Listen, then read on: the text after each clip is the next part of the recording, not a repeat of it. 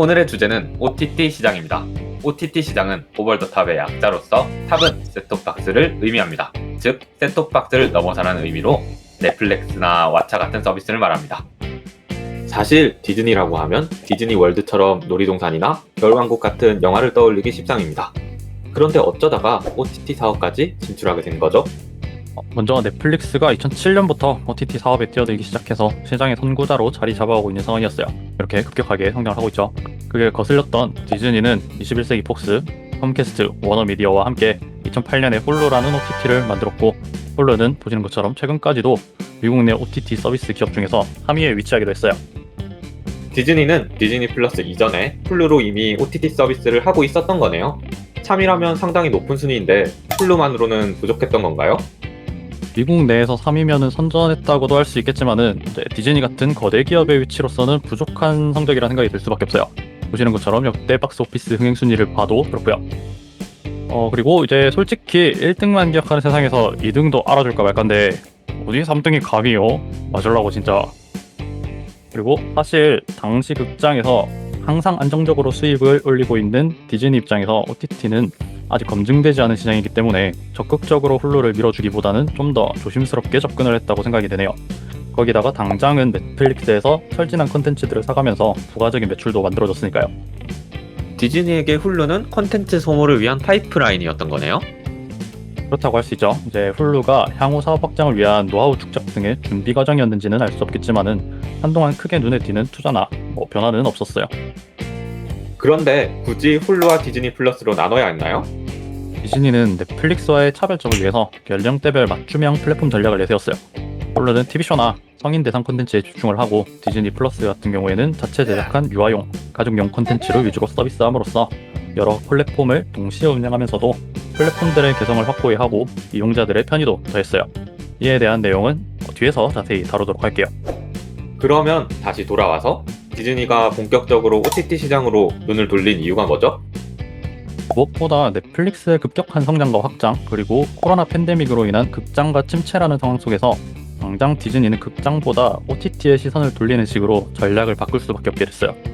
디즈니 입장에서 보니까 넷플릭스 너네 요즘 너무 잘 나가네.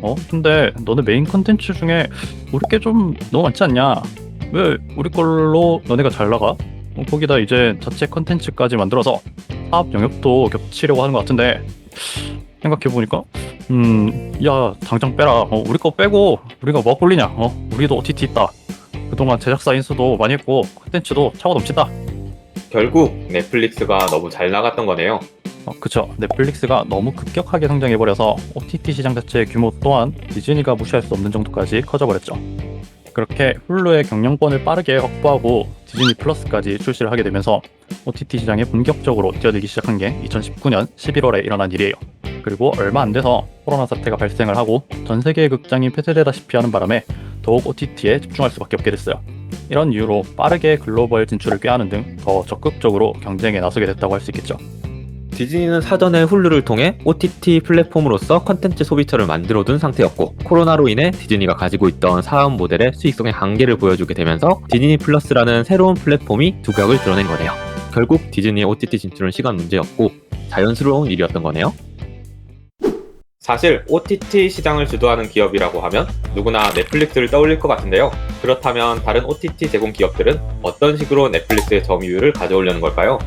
앞서서 설명했듯이 디즈니는 OTT를 연령대별로 분리시켰는데, 북미에서는 여기에 ESPN 플러스를 더해 스포츠 분야까지 합한 3가지의 OTT를 서비스하고 있어요. 혹시나 이거 음식 먹을 때 안 좋아하는 재료들을 빼주고 가격을 좀 깎아줬으면 좋겠다고 생각한 적은 없으세요? 네, 없는데요. 나만 그래? 아무튼 있는 재료들을 다 합쳐서 햄버거로 내놓기보다는 재료별로 각각 가격을 매길 테니까 햄버거 빵만 먹고 싶은 특히 취향의 친구들은 이제 햄버거 빵만 저렴하게 사가고, 피클만 먹기 싫다면은 피클을 빼고 피클 값만 뗀 가격으로 사가면 된다는 거죠. 마찬가지로 이제 디즈니 플랫폼도 입맛에 맞게 선택할 수 있도록 준비가 되어 있어요. 물론 새 OTT를 묶어서 번들로 이용한다면 훨씬 저렴하게 이용을 할 수도 있고요. 거기다 플랫폼의 분리로 특정 분류의 콘텐츠만 즐기고 싶은 경우에는 비슷한 신규 콘텐츠를 탐색할 때 더 메리트가 있다고 할 수도 있겠죠. 정작 종합 세트를 먹고 싶다면 더 비싸지는 거 아닐까요? 그래서 플랫폼을 나누었지만 번들로 이용할 경우에는 약 50%라는 할인 혜택을 받는 거예요.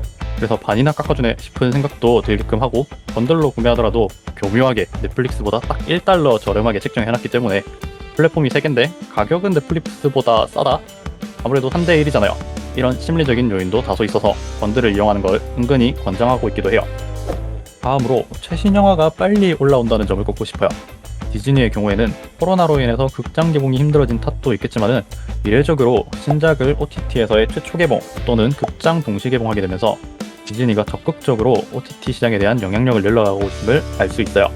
무엇보다 OTT를 이용하면서 최신작을 빠르게 접할 수 있다는 것은 아주 큰 장점으로 다가오겠죠. 최신 영화를 보면서 집에서 편하게 먹을 것도 먹고 졸리거나 화장실이 급할 때 또는 강도가 들었을 때 일시정지를 할 수가 있으니까요. 아무튼 OTT 시장이 경쟁이 심화되어가는 상황 속에서 디즈니 또한 콘텐츠에 적극적으로 투자하고 있고 앞으로 개봉할 라인업 또한 탄탄한데 이러한 작품들을 OTT를 통해서 빠르게 만나볼 수도 있겠네요. 구체적으로 어떤 기대작이 있는지 몇 개만 알 수 있을까요? 대표적으로 아바타2, 토르, 블랙팬서, 캡틴 마블 후속작 정도가 있겠네요. 마지막으로 다양하고 강력한 IP를 빼놓을 수가 없겠죠. 기존의 명작 애니메이션과 제작사 인수를 통해 끌어들인 콘텐츠들을 더해 질과 양을 동시에 챙겼다고 할 수가 있어요.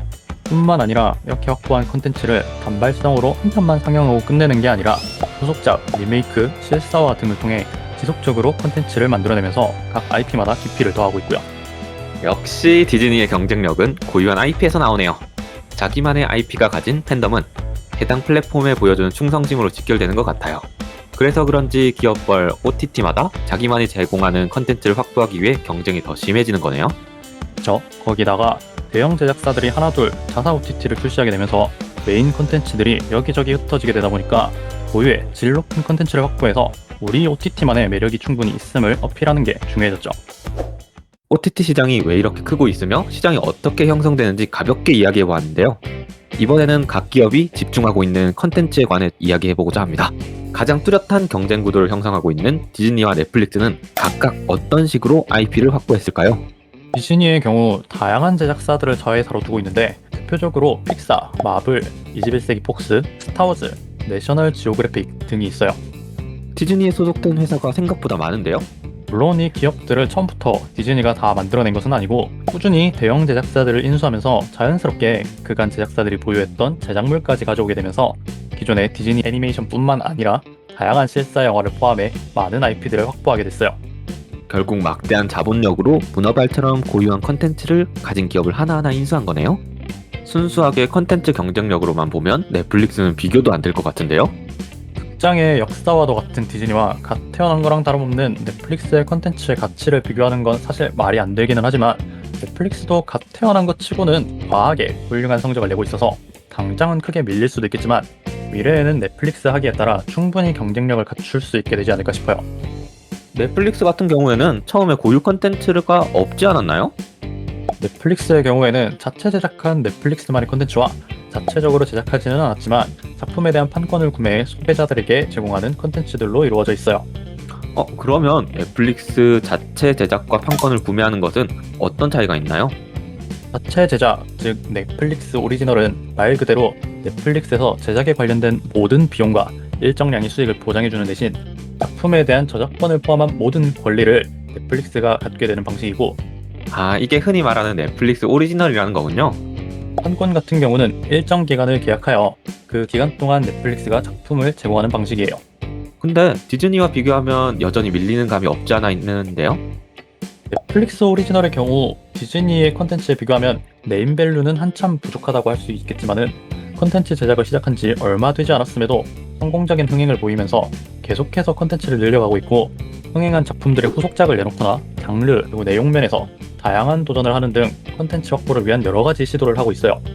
넷플릭스는 고유 콘텐츠의 제작이나 확보 측면에서는 후발주자의 느낌이 나네요. 하지만 분명 시장을 선점한 거는 넷플릭스이고 투자도 늘리고 있으니 결과는 역시 지켜봐야 될 것 같네요.